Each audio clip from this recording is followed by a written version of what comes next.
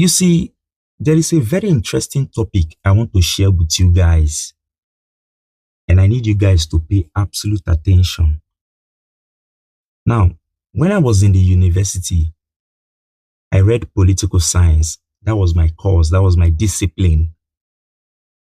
Now, that discipline opened my eyes to a lot of things in other fields like sociology, economics, anthropology, archaeology, philosophy, religious studies, a lot of things. Because the discipline known as political science is very comprehensive. Now, I'm not here to discuss about political science.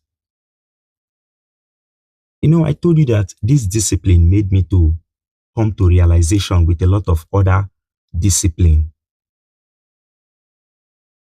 I realized that this is the most interesting discipline in the world because it will open your eyes to understand the social way of life of man, the political way of life of man, and the economic way of life of man. You see, I am here to talk about the economic life of man and how different societies developed from one stage to another. Now, I need you guys to understand that this topic is very important and I need you to pay absolute attention because you're going to learn a lot. It is very interesting.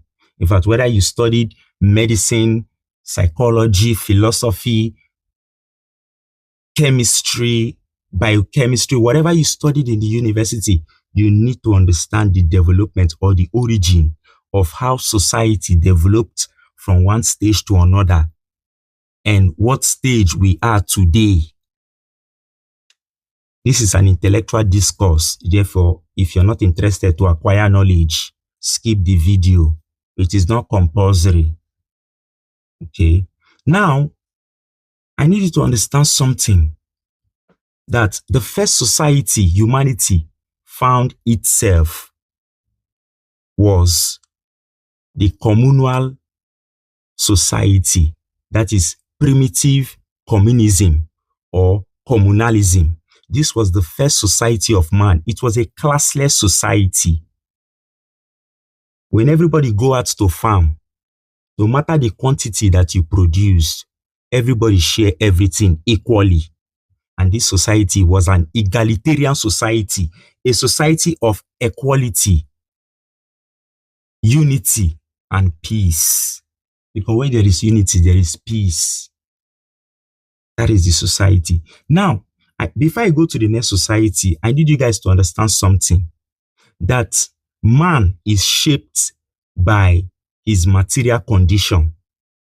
That is to say, the economic system of a society shape the consciousness of man.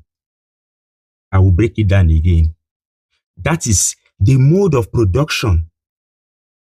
The mode of production in material life determines and shapes the general character of the social, political, philosophical, ideological, and even the spiritual process of life of man. I will break it down again. That it is not your consciousness that determines your existence. Rather, it is your material condition that shapes your consciousness.